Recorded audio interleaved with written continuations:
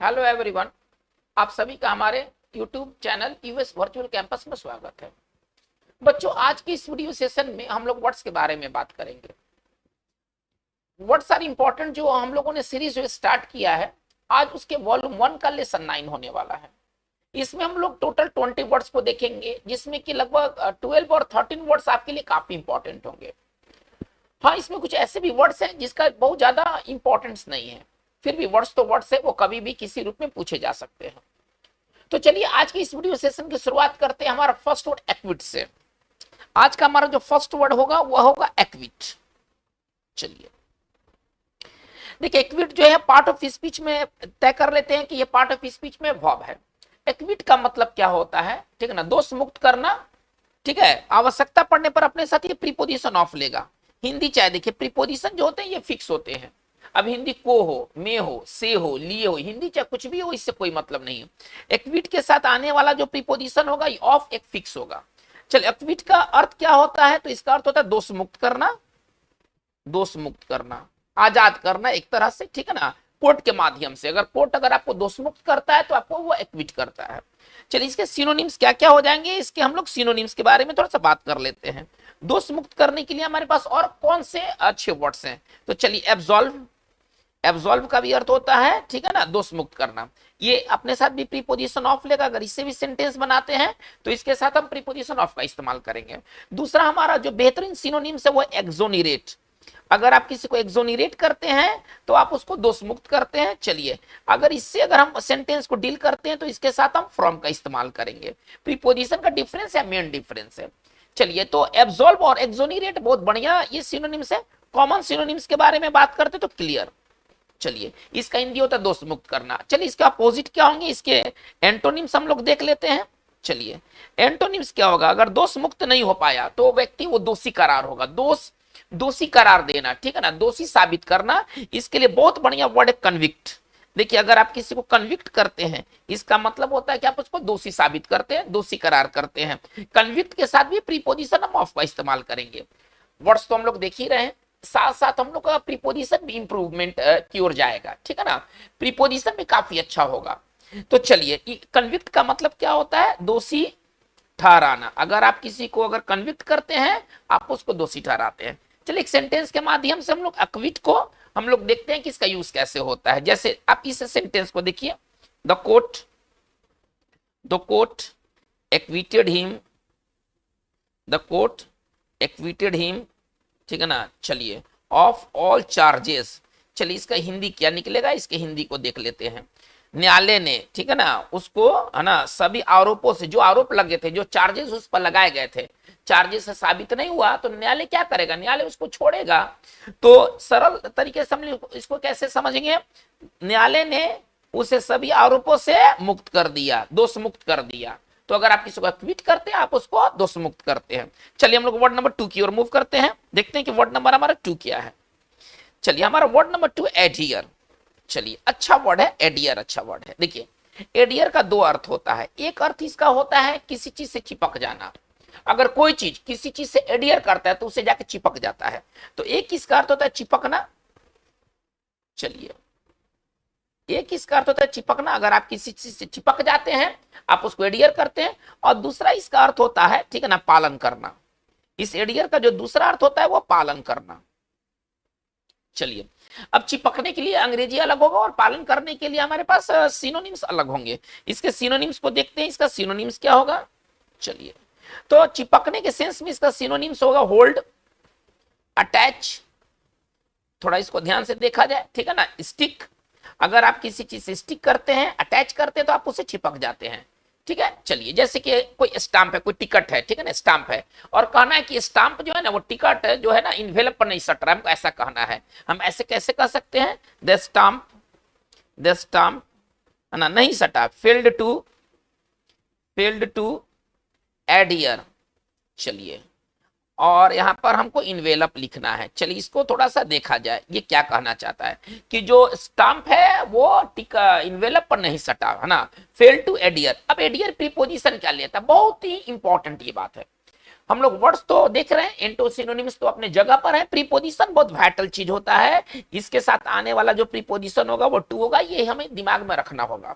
तो the stamp ऐसे लग रहा है कि इन्वेलप पर नहीं सटा, लग रहा है कि यहाँ पर ऑन होना चाहिए। अगर हम ऑन का यूज करते हैं तो ये हमारा ये गलत होगा, ऑन नहीं होना चाहिए, यहाँ पर होना चाहिए टू होना चाहिए, हमारा टू यहाँ पर सही है। लाइन क्या, इसका हिंदी क्या निकलेगा कि जो स्टाम्प है, जो टिकट है, वो इन्वेलप पर, जो इन्वेलप जो लिफाफा होता है, ठीक है ना, उस पर वो सट नहीं सका, ठीक है, चलिए चिपक नहीं सका। चलिए इसका एक अर्थ होता है ना पालन करना, अगर आप किसी चीज को अगर एडियर करते हैं तो आप उसका पालन भी करते हैं। तो चलिए सिनोनिम्स, दूसरा सिनोनिम्स अगर देखते हैं, इसका सिनोनिम्स दूसरा क्या होगा भाई। पालन करने के लिए हमारे पास कुछ वर्ड्स हम लोग पहले भी पढ़ चुके हैं। चलिए कंप्लाई विथ, अगर आप किसी चीज से पालन करते हैं तो कंप्लाई विथ करते हैं, कंप्लाई के साथ प्रीपोजिशन क्या होगा, विथ होगा। चलिए इसके साथ हम लोग पढ़ चुके हैं एबाइड बाई, एबाइड के साथ प्रीपोजिशन क्या होगा, ये फिक्स प्रीपोजिशन आपको काफी मदद करेंगे प्रीपोजिशन भरने में, बहुत इंपॉर्टेंट है ये सब, एग्जामिनेशन पॉइंट ऑफ व्यू से बहुत इंपॉर्टेंट है। एडीआर अपने साथ प्रीपोजिशन टू लेगा, ये दिमाग में रखना है। और ये कंप्लाई विथ, एबाइड बाय, ये सब फिक्स प्रीपोजिशन है, इसमें ना कोई तरह का परिवर्तन नहीं होने वाला है। अभी विथ है तो हमेशा विथ रहेगा, अभी बाई है तो हमेशा बाई रहेगा। चलिए अब इससे एक सेंटेंस बनाते हैं। देखिए अमेरिका करार करता है, एग्रीमेंट करता है, लेकिन उसके वो शर्तों का पालन नहीं करता है, उसका टर्म्स का पालन नहीं करता है, जो कि उसको करना चाहिए, हमको ऐसा कहना है। कैसे इसको लिखेंगे, the USA must adhere to the terms of है ना, द ट्रीटी का मतलब संधि। तो जो संधि हुआ है उसके जो शर्तें हैं, अमेरिका को उसको जरूर पालन करना चाहिए, उसको जरूर फॉलो करना चाहिए। तो बच्चों हमारा ये एडियर रहा, एडियर के दो मीनिंग, एक चिपकना और एक पालन करना। दोनों के सिनोनिम्स अलग अलग होंगे, चिपकना के लिए होल्ड, अटैच, स्टिक, पालन करने के लिए कंप्लाई और एबाइड, ठीक है ना, दोनों के अलग अलग सेंटेंस है। ये मैं क्लियर कर चुका हूं कि एडियर का हम इस्तेमाल कैसे करेंगे। चलिए वर्ड नंबर थर्ड, हम लोग वर्ड नंबर थर्ड की ओर आते हैं, बहुत इंपॉर्टेंट वर्ड नंबर थर्ड, बहुत इंपॉर्टेंट, एडजसेंट, ठीक है ना। देखिए एडजसेंट का मतलब क्या होता है, करीब। यदि कोई चीज यदि एडजसेंट है तो वो नजदीक में है या सटा हुआ है, वो नजदीक में या सटा हुआ है, ठीक है। चलिए अब ये एडजेक्टिव होगा, इसका हिंदी क्या होगा, ठीक है ना, एडजसेंट के साथ भी प्रीपोजिशन टू। चलिए ये सारे अभी फिक्स प्रीपोजिशन वाले वर्ड अभी हमें मिल रहे हैं। सारे वर्ड के साथ तो प्रीपोजिशन फिक्स नहीं लगते हैं, लेकिन कुछ ऐसे वर्ड्स हैं जिनके साथ प्रीपोजिशन फिक्स लगते हैं। और अभी तक हम लोगों ने जो भी थ्री वर्ड्स को देखा है, acquit of, adhere to, adjacent to, ये दिमाग में रखना होगा, ओके। चलिए अब इसका हिंदी क्या होगा, नजदीक, समीप, या हम कह सकते हैं सटा हुआ। चलिए अब इसके सिनोनिम्स क्या क्या हो जाएंगे, इसके सिनोनिम्स को थोड़ा सा देखते हैं। इसके सिनोनिम्स क्या होने वाले हैं, तो इसका सिनोनिम्स हो जाएगा क्लोज, नियर, नेक्स्ट टू, ठीक है ना, इसके ये सर सिनोनिम्स हो जाएंगे। इसका एंटोनिम्स क्या होगा, इसका एंटोनिम्स होगा रिमोट, है ना, दूर। यदि कोई चीज रिमोट है तो वो दूर पर स्थित है। चलिए सेंटेंस से इसे हम देख लेते हैं। चलिए they walk in the adjacent building, कोई कह रहा है कि they walk in the adjacent building, इसका हिंदी क्या निकलेगा कि वे लोग, ठीक है ना, वे लोग बगल वाले बिल्डिंग, किसी जहां पर वो व्यक्ति है वो अपने बगल वाले बिल्डिंग के बारे में कह रहा है, ठीक है ना। They walk in the adjacent building, इसका हिंदी क्या निकल कर आएगा, इसका हिंदी ये निकल कर आएगा कि वे बगल वाले बिल्डिंग में काम करते हैं। चलिए तो ये हमारा एडजसेंट रहा। हम आगे बात को लेकर चलते हैं, वर्ड नंबर 4।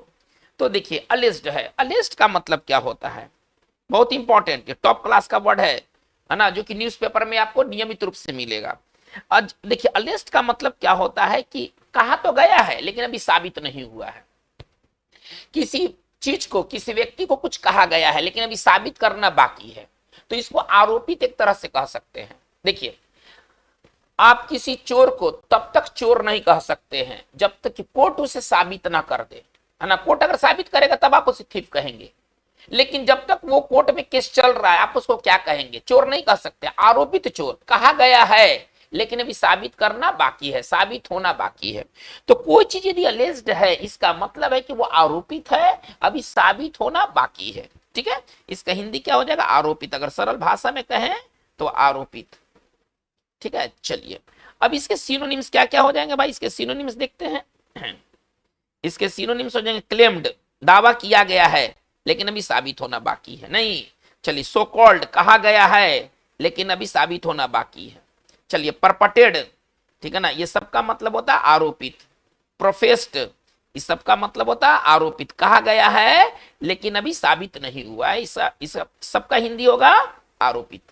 चलिए जैसे कि एक वाक्य को देखा जाए, अगर हमको कहना है आरोपित चोर कहना है, ठीक है ना, अगर हमें कहना है आरोपित चोर, एक वैसा चोर है ना जिस पर चोरी करने का इल्जाम लगा है लेकिन अभी वो जो आरोप लगा भी साबित होना बाकी है, तो आरोपित चोर को हम कैसे कहेंगे? अलेज्ड, ठीक है ना, अलेज्ड थीफ। हम कैसे कहेंगे? Alleged thief. या हम ऐसे भी कह सकते हैं आरोपित चोरी, तो अलेज्ड थेफ्ट हो जाएगा, ठीक है। तो ये अगर कोई व्यक्ति, तब तक वो आरोपित कहलाएगा जब तक कि कोर्ट उसे साबित ना कर दे। तो बच्चों हमारा यह लिस्ट रहा, बहुत इंपॉर्टेंट है, पेपर में अक्सर मामले ऐसे होते रहते हैं, जब तक कि कोर्ट उसे साबित नहीं कर देता है तब तक आप उसे अलिस्ट के नाम से कहेंगे। चलिए वर्ड हम आते हैं सेंसियोर। हमारा जो नेक्स्ट वर्ड है नंबर 5 वर्ड है वो सेंसियोर है। चलिए सेंसियोर देखिए, सेंसियोर नाउन भी है और सेंसियोर वर्ब भी है, लेकिन अभी हम लोग सेंसियोर को वर्ब के रूप में लेके चलेंगे। सेंसियोर का मतलब होता है निंदा करना, अगर आप किसी को सेंसियोर करते हैं आप उसकी निंदा करते हैं। चलिए तो इसका हिंदी होता है निंदा करना, सरल भाषा में कहें निंदा करना, आलोचना करना, निंदा करना, आलोचना करना, ठीक है ना। चलिए इसके सिनोनिम्स क्या क्या हो जाएंगे निंदा करने के लिए आपके पास सर, और क्या क्या वर्ड है? तो कुछ अच्छे वर्ड है, रिब्यूक डांटना, ठीक है ना। चलिए रिप्रीमांड डांटना, फटकारना, निंदा करना, ठीक है। चलिए और क्रिटिसाइज, ये हमारा सर सेंसियोर रहा। चलिए सेंसियोर का मतलब होता है निंदा करना, फटकारना भी आप इसको कह सकते हैं। चलिए कोर्ट ने मंत्री के बयान की निंदा की, है ना, हमको ऐसा कहना है, हम इसको कैसे लिखेंगे? द कोर्ट सेंसर्ड, ठीक है ना। चलिए the ministers remark, the ministers remark, remark का मतलब टिप्पणी, ठीक है। कोर्ट ने, क्या इसका हिंदी निकलेगा? कोर्ट ने मंत्री के टिप्पणी की निंदा की, तो ये सेंसर है। चलिए आप इसके एंटो क्या कर सकते हैं? इसका एंटो क्या संभव है? प्रशंसा करना। चलिए अब आप कह सकते हैं, चलिए अप्रूव, देखिए अब प्रशंसा करने के लिए हमारे पास वर्ड है अप्रूव, प्रशंसा करना। कॉम्प्लीमेंट, अगर आप किसी को कॉम्प्लीमेंट करते हैं, आप उसकी प्रशंसा करते हैं। प्रेज, बहुत सारे वर्ड हैं, ठीक है ना, प्रशंसा करने के लिए वर्ड की कमी नहीं है, ये सबका मतलब होता है प्रशंसा करना। अगर आप किसी को अप्रूव करते हैं, सराहते हैं, कॉम्प्लीमेंट करते हैं, बधाई देते हैं, मतलब प्रशंसा करते हैं, तो सबका जो नॉर्मल हिंदी होगा वो क्या होगा? सराहना, अगर नॉर्मल अगर हिंदी कहें, या प्रशंसा करना, सराहना या प्रशंसा करना। चलिए तो ये हमारा सेंसियोर क्लियर है। सेंसियोर नाउन भी है, तो देखिए जब वर्ब है तो निंदा करना, आलोचना करना, और जब नाउन हो जाएगा तो उसका हिंदी में करना खत्म हो जाएगा, केवल निंदा अथवा आलोचना हो जाएगा। चलिए तो हमारी ये सेंसियोर क्लियर है, हम लोग वर्ड को आगे लेके चलते हैं, वर्ड नंबर 6। चलिए देखते हैं कि वर्ड नंबर हमारा 6 क्या है, तो वर्ड है सेंसस। देखिए सेंसस क्या होता है? आसान है, जनगणना, है ना। सेंसस क्या होता है सर? जनगणना, लोगों का गणना, ठीक है ना। सेंसस क्या होता है? लोगों का गणना। इसका तो कोई साइनो नहीं है, लेकिन चलिए एक्सप्लेनेशन के रूप में कैसे लिखेंगे? द काउंटिंग ऑफ पॉपुलेशन, ठीक है ना, द काउंटिंग ऑफ, सरल भाषा में लिखें तो द काउंटिंग ऑफ पॉपुलेशन। बस इसमें बस इतना ही बात हमें सीखना है। चलिए हम लोग 7th वर्ड में चलते हैं, 7th वर्ड में मूव करते हैं, 7वां वर्ड देखते हैं। तो बहुत बढ़िया वर्ड है कंपंक्शंस। चलिए कंपंक्शंस बहुत बढ़िया वर्ड है। चलिए कंपंक्शंस के कई अर्थ हैं। कंपंक्शंस का एक मतलब होता है ना हिचक, या एक नैतिक संकोच होता है। कुछ आदमी कुछ गलत करता है ना, तो उसको एक संकोच रहता है कि हम कुछ गलत कर रहे हैं। ये जो संकोच की भावना होती है ना, उसका अंग्रेजी कंपंक्शंस है। कंपंक्शंस के दो अर्थ, एक इसका जो अर्थ है, पहले कंपंक्शंस पार्ट ऑफ स्पीच से क्या, पहले ये तो तय कर लेते हैं सर, ये नाउन है। कंपंक्शंस के दो अर्थ, एक इसका अर्थ जो है वह है संकोच, नैतिक संकोच, आप इसको समझिए नैतिक संकोच। आप कुछ गलत करते हैं तो आप संकोच करते हैं उसको करने से, क्योंकि आप जानते हैं कि मैं गलत कर रहा हूं, या नहीं समझ में आ रहा है तो आप इसको हिचक समझिए। कोई काम करने में ना किसी को कुछ हिचक होता है, ठीक है, एक इसका अर्थ है। दूसरा इसका अर्थ क्या है ना, इसको पछतावा कहिए, सिंपल भाषा में पछतावा कहिए। तो इसके दो तरह के इसके हिंदी हैं, एक नैतिक संकोच अथवा हिचक, और एक जो है वो कंपंक्शंस, पछतावा है। आवश्यकता पड़ने पर कंपंक्शंस प्रीपोजिशन क्या लेगा, तो ये प्रीपोजिशन लेगा सर अबाउट। हम लोग कंपंक्शंस के साथ इस्तेमाल करेंगे अबाउट। चलिए सिनोनिम्स देख लेते हैं। पहले पहले नैतिक संकोच का सिनोनिम्स देख लेते हैं, पहले इसका सिनोनिम्स हम लोग देखते हैं कि नैतिक संकोच कहना है तो कंपंक्शंस के अलावा और हम क्या यूज कर सकते हैं। ठीक है, दो अच्छे इसके सिनोनिम्स है। चलिए, क्वाम्स, क्वाम्स का भी मतलब होता है ना नैतिक संकोच, हिचक। चलिए, इसके लिए लिख सकते हैं मिसगिविंग्स, ये टॉप क्लास के ये सिनोनिम्स है। ठीक है ना, या स्क्रपल्स इसको कहते हैं, इसको पढ़ेंगे स्क्रूपल्स, इसको पढ़ेंगे स्क्रूपल्स। ठीक है ना, ये सबका मतलब होता है नैतिक संकोच या हिचक। चलिए, जैसे कोई किसी को कह रहा है मुझे तुमको जाने के लिए कहने में कोई संकोच नहीं है, कोई संकोच नहीं है। मतलब मुझे, मेरे पास कोई संकोच नहीं है इस बात को कहने में कि तुम यहां से चले जाओ, एकदम रफा दफा हो जाओ यहां से। चलिए, अब इसको कैसे ये कहेगा, आई हैव नो, चलिए कंपंक्शंस, थोड़ा ध्यान दिया जाए। कहने में का अंग्रेजी जो होगा सर अबाउट होगा। चलिए, अबाउट, ठीक है ना, I have no compunctions about telling you to go या to leave the place. Hindi भूल जाइए और डायरेक्ट आप इंग्लिश पढ़िए। चलिए, थोड़ा सा हिंदी से अलग लिखा हूं, I have no compunctions about telling you to leave the place. तुमको कहने में कि ये जगह से तुम चले जाओ, इस जगह को तुम छोड़ दो, इसको कहने में मुझे कोई भी हिचक नहीं है, कोई भी संकोच नहीं है, कोई भी नैतिक संकोच नहीं है। चलिए, एक दूसरा सेंटेंस देखते हैं। उसे अपने अपराध पर, ठीक है ना, कोई पछतावा नहीं है, उसे अपने अपराध पर कोई पछतावा नहीं है। हमको ऐसा लिखना है। ठीक है ना, कोई व्यक्ति अपराध किया है लेकिन अपराध पर उसे कोई ग्लानि नहीं है, कोई पछतावा नहीं है। कैसे इसको लिखेंगे? चलिए, इसका पहले सिनोनिम्स पहले देख लेते हैं। देखिए, ये तो सिनोनिम्स से सर इसका था। अब ये दूसरा नंबर का ना, ये तो पहला नंबर का सिनोनिम्स था, थोड़ा दूसरा नंबर का सिनोनिम्स देख लेते हैं। यहीं पर एडजस्ट कर दिया जाए तो इसका सिनोनिम्स हो जाएगा रिमोर्स, है ना, पछतावा।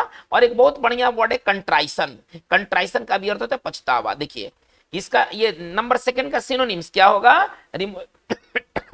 रिमोर्स और कंट्राइशन। पहला का सिनोनिम्स क्या था तो यहां मेंशन किया गया क्वाम्स, मिसगिविंग और स्क्रम्बल्स। इसका मतलब क्या होता है? संकोच, हिचक। और ये रिमोर्स और कंट्राइशन का मतलब क्या होता है? पछतावा। तो चलिए, अब इस पर सेंटेंस हम लोग बैक देखते हैं। उसने अपने अपराध पर कोई उसे, सॉरी थोड़ा सा हिंदी मिस्टेक हो गया, इसको थोड़ा सा ठीक कर लिया जाए। चलिए सर, ये हमारा कंप्लीट हो गया। उसे अपने अपराध पर कोई पछतावा नहीं, इसको हम कैसे बनाएंगे? चलिए, उसे कोई पछतावा नहीं है, पर इतना तो भाग उठा ले, ही हैज नो। हम यहाँ पर रिमोर्स लिख सकते हैं, कोई गलत नहीं होगा। लेकिन चूंकि हम सेंटेंस बना रहे कंपंक्शन से, अतम कंपंक्शंस यूज करेंगे, अतम कंपंक्शंस यूज करेंगे। ठीक है, तो कैसे लिखेंगे? He has no compunctions about, चलिए, हिज क्राइम्स। ये थोड़ा सा समझना होगा, ठीक है ना, ये चीज को थोड़ा सा समझना होगा सर, कि कंपंक्शंस के दो अर्थ हैं। एक कंपंक्शंस का मतलब होता है हिचक और एक कंपंक्शंस का मतलब होता है पछतावा।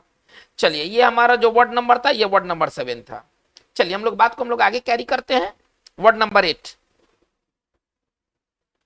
वर्ड नंबर अब हम लोग 8 में आते हैं। कंसिस्टेंट। देखिए, यदि कोई चीज यदि कंसिस्टेंट है तो वो हमेशा एक सा है, बदलता नहीं है ना, बदलता नहीं, जो नहीं बदले वो कंसिस्टेंट। इसका साइनो क्या हो जाएगा? इसका हिंदी जो होगा अपरिवर्तनीय, है ना, जो नहीं बदले वो कंसिस्टेंट है। आप ऐसा समझिए, जो ना बदले वो कंसिस्टेंट है। सिनोनिम्स इसके क्या हो जाएंगे? इसके सिनोनिम्स को थोड़ा सा देखा जाए। इसका सिनोनिम्स हो जाएगा सर, क्या कहते हैं? Stable, constant.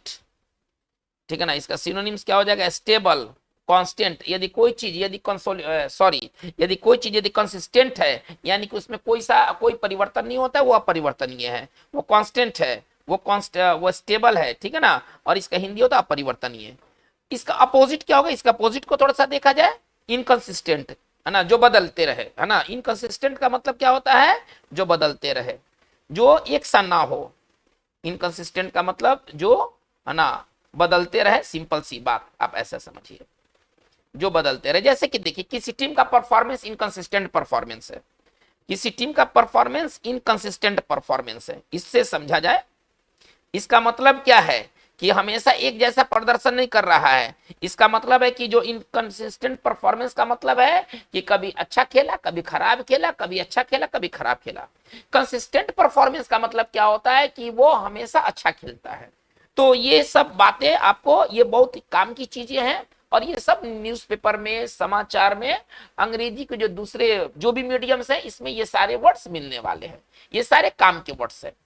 चलिए अब हम लोग बात को आगे लेके चलते हैं। तो कंसोलिडेट हमारा ये वर्ड नंबर 8 था, हमारा ये वर्ड नंबर 8 था। वर्ड नंबर 9 को हम लोग बढ़ते हैं, देखते हैं वर्ड नंबर हमारा 9वां क्या है। चलिए, तो वर्ड है सर आपका कंसोलिडेट।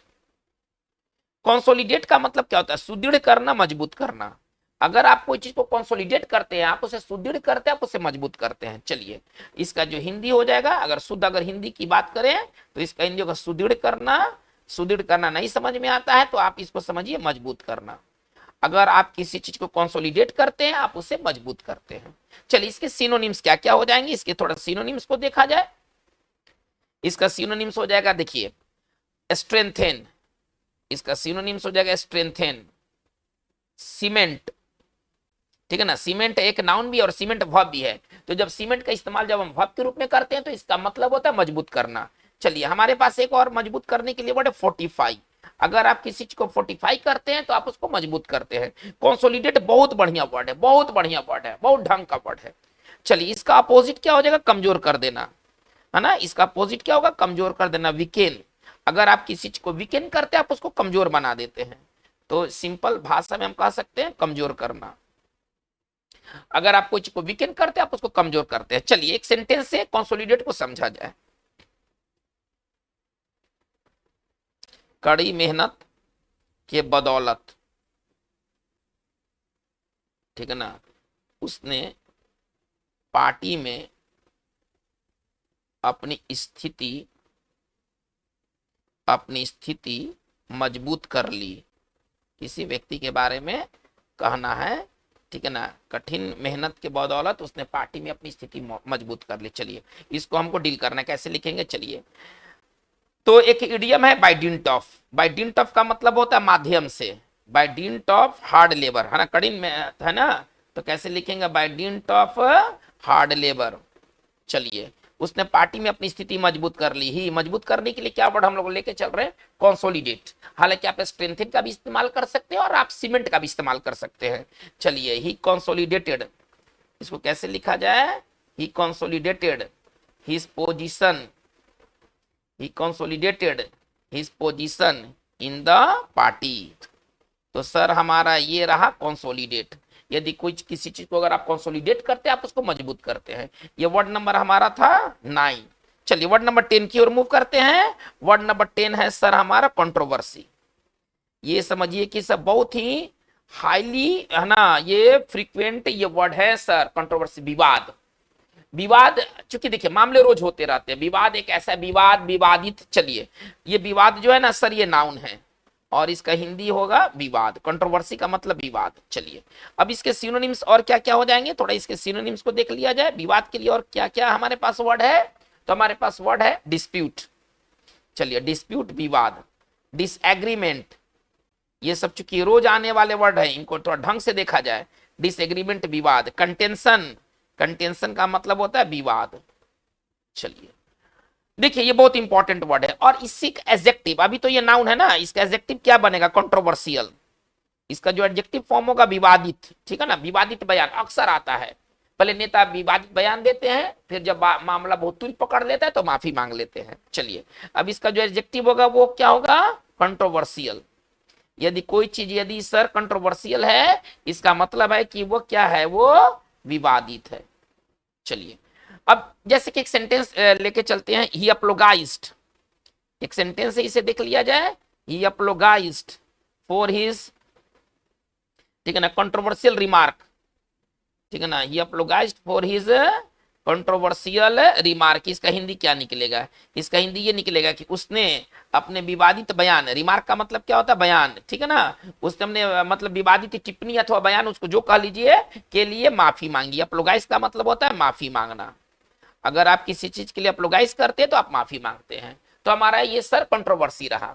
अब हम लोग आगे की ओर बढ़ते हैं। हमारा अगला जो वर्ड है इसका एंटो कर लेते हैं, सिनोनिम्स तो इसका हो गया, इसका एंटोनिम्स कर लेते हैं। चलिए, तो विवाद का एंटो क्या होगा? सहमति, एग्रीमेंट। इसका एंटो क्या होगा? एग्रीमेंट या एकॉर्ड, ठीक है ना। और इसका हिंदी जो हो जाएगा वो होगा सहमति। चलिए, अब हम लोग वर्ड नंबर, ये हमारा सर 10 था, वर्ड नंबर 11 की ओर हम लोग मूव कर रहे हैं। वर्ड नंबर 11 है डेजिग्नेट, सॉरी, वर्ड नंबर 11 हमारा है सर डेजिग्नेट। चलिए, डेजिग्नेट, देखिए डेजिग्नेट एडजेक्टिव है, हालांकि ये वर्ब भी है, लेकिन मैं आपको यहाँ पर इस वीडियो सेशन में मैं आपको डेजिग्नेट को एडजेक्टिव के रूप में पढ़ा रहा हूं। देखिए, डेजिग्नेट का मतलब क्या होता है? वैसा व्यक्ति जिसको चुन तो लिया गया है लेकिन अभी पावर नहीं दिया गया है। जैसे देखिए, अभी देश में राष्ट्रपति मुर्मू है, तो मुर्मू का कार्यकाल जय हुई समाप्त होने वाला होगा, अभी हुआ नहीं है, अभी जब होने वाला होगा, जब उनका कार्यकाल जब समाप्ति नजदीक की ओर आ जाएगा, तो देश में एक और राष्ट्रपति को चुन लिया जाएगा। तो अभी तो मुर्मू मतलब 10 दिन पहले ना किसी व्यक्ति को चुन लिया जाएगा जो राष्ट्रपति, अगला राष्ट्रपति होने वाला है, लेकिन अभी पावर कब मिलेगा? 10 दिन के बाद मिलेगा, जब मुर्मू ऑफिस को छोड़ेंगे। तो वो जो राष्ट्रपति, तो कुछ दिनों के लिए देश में 2 राष्ट्रपति होंगे, एक तो वर्तमान होंगे जो भी है, और एक चयनित राष्ट्रपति जिनको चुन लिया गया है। तो सर डेजिग्नेट का मतलब यही होता है। डेजिग्नेट का मतलब क्या होता है? चयनित है, चुन लिया गया है, लेकिन अभी पावर नहीं दिया गया है। देखिए, जितने बड़े पद होते हैं, वो केवल राष्ट्रपति ही नहीं, जितने बड़े पद होते हैं उनमें व्यक्ति के हटने के पहले ही उनके उत्तराधिकारी को चुन लिया जाता है। कुछ दिन पहले, 2 दिन, 4 दिन, 1 सप्ताह पहले चुन लिया जाता है, और वो अपना पद ग्रहण करते हैं 1 सप्ताह बाद, 10 दिन बाद, 4 दिन बाद, 5 दिन बाद वो करते हैं। तो जब तक वो नहीं करते हैं तो उनको क्या कहा जाएगा? डेजिग्नेट कहा जाएगा, चयनित, ठीक है ना। चलिए, तो डेजिग्नेट का साइनो क्या हो जाएगा? इसका पहले हिंदी कर लेते, चयनित, ठीक है ना। चुन तो लिया गया, इसको सरल भाषा में कैसे लिखेंगे? चुन लिया गया है, चुन लिया गया है, लेकिन पावर नहीं दिया गया है, पावर नहीं दिया गया है। इस तरह के व्यक्ति को हम कहते हैं सर डेजिग्नेट, ठीक है। अब चलिए इसका सिनोनिम्स थोड़ा सा देख लेते हैं। इसके सिनोनिम्स क्या क्या होंगे? यही चयनित करने के लिए हमारे पास एक बहुत बढ़िया वर्ड इलेक्ट। इलेक्ट मतलब ये होता है चयनित।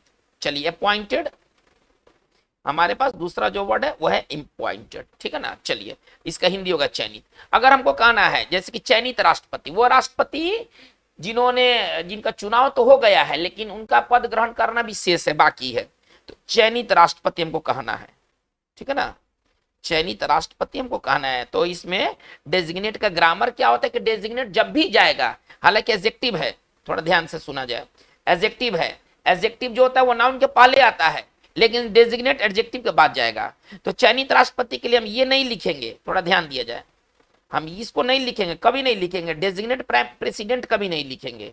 इसका गुण क्या है? डेजिग्नेट का गुण ये है कि ये सर नाउन के बाद जाने वाला है, नाउन के पहले नहीं आएगा। डेजिग्नेट का यूज करेंगे आफ्टर नाउन, इसको थोड़ा सा समझना है। डेजिग्नेट जैसे तैसे यूज होने वाला वर्ड नहीं है, ये जब भी आएगा तो नाउन के बाद आएगा, भले हिंदी में चयनित पहले है, इससे कोई लेना देना नहीं है।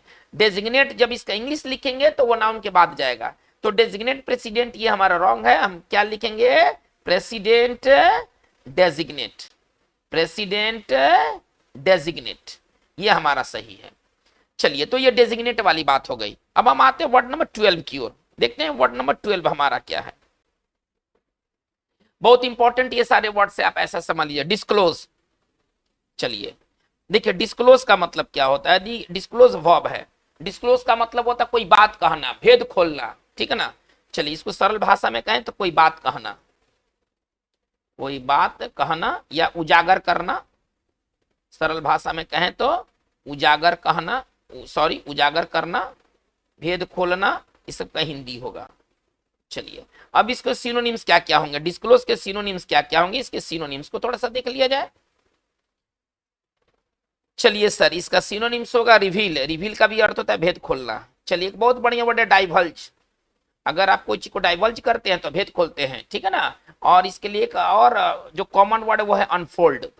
तो इन सबका मतलब होता है कोई बात कहना, भेद खोलना। जैसे आप इसका एंटोनिम्स क्या कर लेंगे? छिपाना नहीं, इसका एंटोनिम्स होगा कंसील।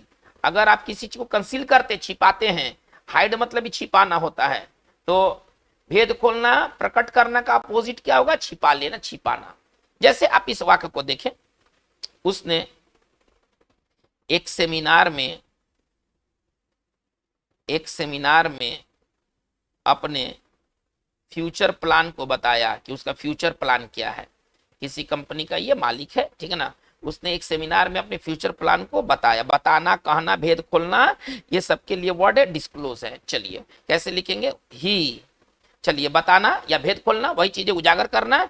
ही डिस्क्लोज्ड, चलिए his future plan, he disclosed his future plan, ठीक है ना, at a seminar। ये हमारा सर क्लियर है, डिस्क्लोज। तो अगर आप कुछ को डिस्क्लोज करते हैं ना, चलिए मेरा नाम मत बताना यार, किसी को कुछ कहना, मेरा नाम मत बताना, कोई कह रहा है, कैसे कहेगा? Don't disclose my name, don't disclose my name, मेरा नाम किसी को मत बताना।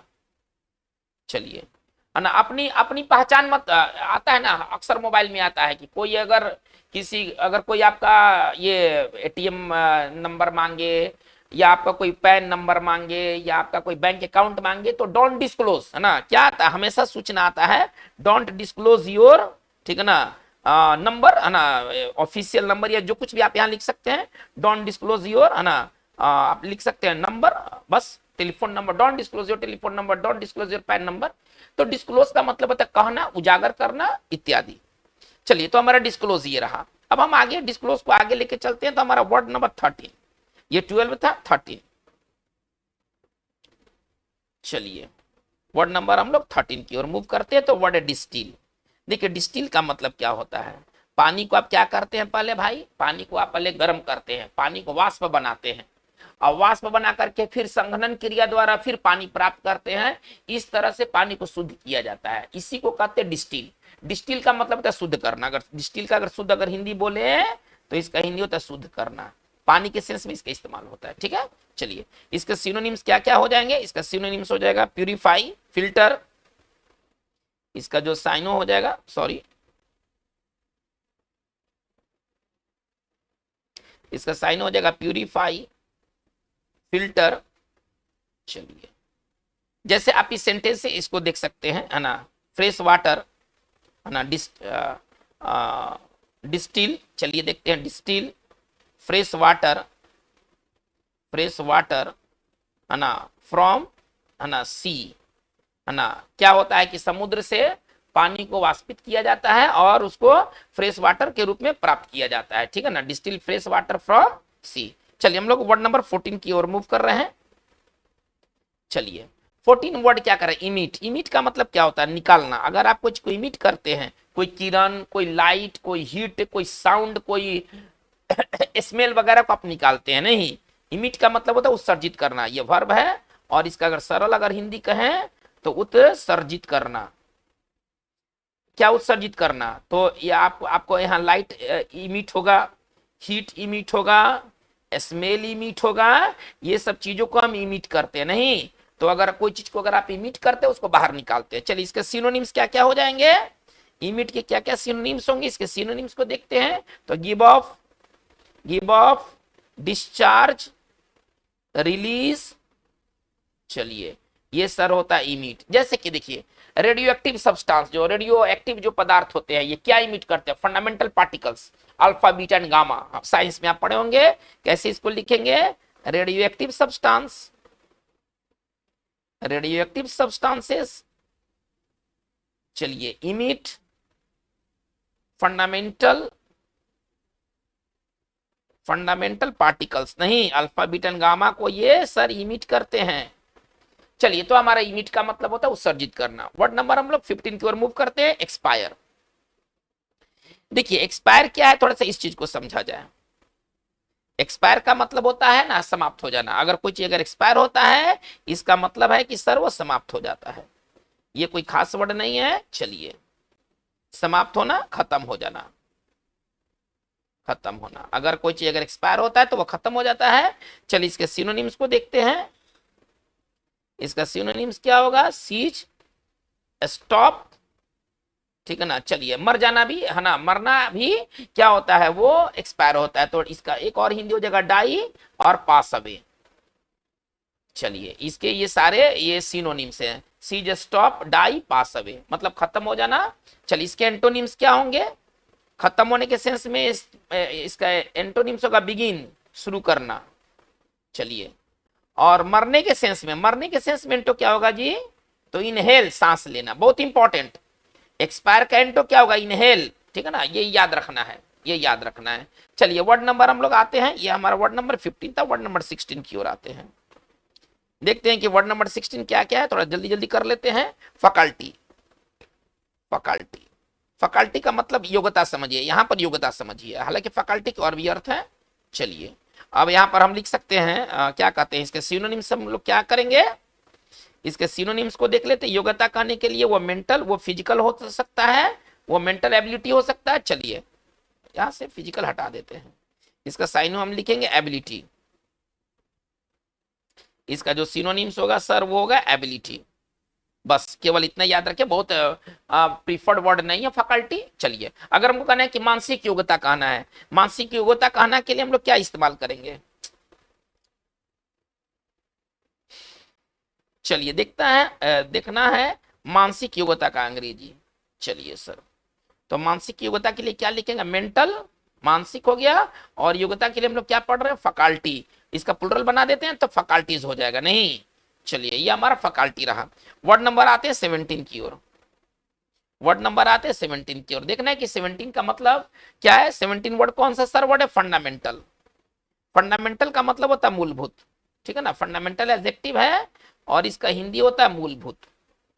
चलिए इसका सिनोनिम्स क्या हो जाएगा सर, इसका सिनोनिम्स हो जाएगा basic, core, primary, basic, core, primary, ठीक है ना, इस सब का अर्थ होता है मूलभूत, ये सब का अर्थ होता है मूलभूत।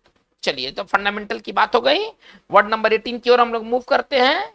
वर्ड नंबर 18 को देखते हैं, इनकर, बहुत इंपॉर्टेंट वर्ड। इनकर का मतलब क्या होता है, किसी अप्रिय चीज को झेलना, है ना, किसी अप्रिय चीज को झेलना, भुगतना, भुगतना या झेलना एक ही चीज है। चलिए आप किसी अप्रिय चीज को झेलते हैं, भुगतते हैं, तो आप उसको इनकर करते हैं।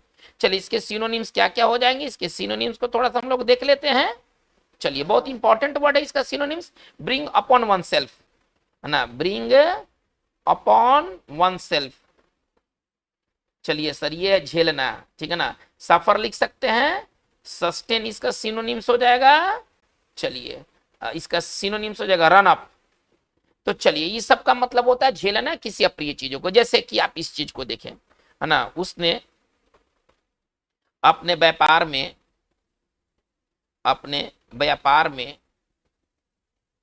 भारी घाटा, भारी घाटा को झेला, उसने व्यापार में भारी घाटा को झेला। चलिए कैसे लिखेंगे, ही, झेलने के लिए क्या वर्ड है, V2 से, ये subject plus V2 plus object से बनेगा, ये सिंपल पास्ट टेंस है, इतना समझ में आना चाहिए। चलिए ही, चलिए झेलने के लिए क्या वर्ड लेके चल रहे हैं सर, इनकर लेके चल रहे हैं, ही इनकर्ड। चलिए आगे देखते हैं क्या, भारी घाटा, हैवी लॉस, ठीक है ना, हैवी लॉस या मैसिव लॉस। हेवी की जगह पर हम मैसिव भी वर्ड दे सकते हैं, मैसिव मतलब ये होता है भारी, लॉस इन हिज बिजनेस। चलिए ये हमारा जो सेंटेंस है ये कंप्लीट हो गया सर। तो अगर आप कुछ को इनकर करते हैं, आप उसको झेलते हैं और वो चीज अप्रिय होता है। चलिए वर्ड नंबर आते हैं 19, इंस्टिल, बहुत अच्छा वर्ड है। इंस्टिल का मतलब होता है किसी के अंदर कोई बात भरना। अगर किसी के अंदर कोई बात भरते हैं तो आप इंस्टिल करते हैं, ठीक है ना, किसी के अंदर, किसी के अंदर कोई बात भरना, ये सर इंस्टिल कहलाता है। चलिए अब भरने के लिए क्या क्या सिनोनिम्स है, थोड़ा सा इसके सिनोनिम्स को देख लिया जाए। तो इसका सिनोनिम्स हो जाएगा इनकलकेट, इनकलकेट, इनग्रेन, ठीक है ना, बहुत ही टॉप क्लास का ये वर्ड है, आप ऐसा समझिए। अगर आप किसी के अंदर इनकलकेट करते हैं, इनग्रेन करते हैं, तो आप उसके अंदर उस बात को डालते हैं, भरते हैं, ठीक है। इनफ्यूज, ये सबका मतलब होता है भरना, किसी के अंदर कोई बात है। जैसे कि आप इस वाक्य को देखें, बच्चों में, बच्चों में अनुशासन, अनुशासन का भावना भरा जाना चाहिए, भरा जाना चाहिए, बच्चों में अनुशासन का भावना भरा जाना चाहिए। कैसे लिखेंगे, चलिए कैसे लिखेंगे, सेंस ऑफ, इसको ऐसे लिखेंगे, सेंस ऑफ डिसिप्लिन, ये ऑफ है, ठीक है ना, essence of discipline should be inculcated या इंस्टिल्ड, ठीक है ना, इन चिल्ड्रेन। चलिए ये सर रहा हमारा इंस्टिल, यदि कोई चीज किसी के अंदर इंस्टिल करते हैं तो उस चीज को वहां पर भरते हैं आप। चलिए इस चैप्टर का लास्ट जो वर्ड है सर वो है आपका, है ना, ठीक है ना, रिमिट। अगर देखिए रिमिट का मतलब क्या होता है, रिमिट के कई अर्थ होते हैं रिमिट का, लेकिन यहाँ हम लोग लेके चल रहे हैं माफ करना, खत्म कर देना। सिंपल भाषा में कहें तो माफ करना, कोई सजा, कोई तरह का पेनाल्टी को माफ करने के लिए वर्ड रिमिट होता है। सिनोनिम्स इसके क्या क्या हो जाएंगे, इसका सिनोनिम्स थोड़ा सा देख लेते हैं। तो चलिए इसका सिनोनिम्स हो जाएगा कैंसिल, रेसाइंड, रिपील, ये सब इसके सिनोनिम्स हो जाएंगे, ठीक है ना। चलिए जुर्माना माफ कर दिया गया, हमको कहना है जुर्माना माफ कर दिया गया। चलिए जुर्माना माफ कर दिया गया, और इस पर हमको बनाना है, कैसे लिखेंगे, द फाइन, जुर्माना के लिए अगर फाइन अगर लिखते हैं, द फाइन वाज, ठीक है ना, रिमिटेड, माफ करने के लिए वर्ड क्या लेके चल रहे हैं, remit, the fine was remitted. तो अगर आप कुछ को रिमिट करते हैं आप उसको माफ करते हैं, हालांकि रिमिट का अर्थ भेजना भी होता है। देखिए ये राष्ट्रपति ही है जो कि हमारे मृत्युदंड को माफ कर सकता है, मृत्युदंड माफ करने का अधिकार बाकी किसी को नहीं। कैसे लिखेंगे, इट इज ओनली प्रेसिडेंट, इसी चीज को लिखा जाए तो कैसे लिखेंगे, इट इज ओनली प्रेसिडेंट, ये सिर्फ राष्ट्रपति ही है, हु कैन, ठीक है ना, सॉरी, हु कैन, ठीक है ना। चलिए remit, who can remit death penalty, who can remit death penalty, ये सिर्फ राष्ट्रपति ही है जो कि हमारे मृत्युदंड को माफ कर सकता है। तो बच्चों आज के हमारे इस वीडियो सेशन में बात इतना रहा, हम लोग ने 20 वर्ड्स देखे, ये वर्ड्स काफी और काफी इंपॉर्टेंट है, इसके बारे में शब्द कम पड़ जाएंगे, इसके बारे में बहुत ज्यादा बोलना भी शब्द कम पड़ जाएंगे, सारे बहुत इंपॉर्टेंट वर्ड्स है। आपके एग्जामिनेशन से लेकर के, अगर एग्जामिनेशन के बारे में बात भी नहीं करते हैं और केवल इंग्लिश सीखना है, आपको स्पोकन इंग्लिश भी सीखना है, तो उसके लिए वर्ड्स होना चाहिए, ठीक है। ये सारे वर्ड्स स्पोकन में भी काम करते हैं। तो आज की बात बस इतना ही, थैंक यू वेरी मच।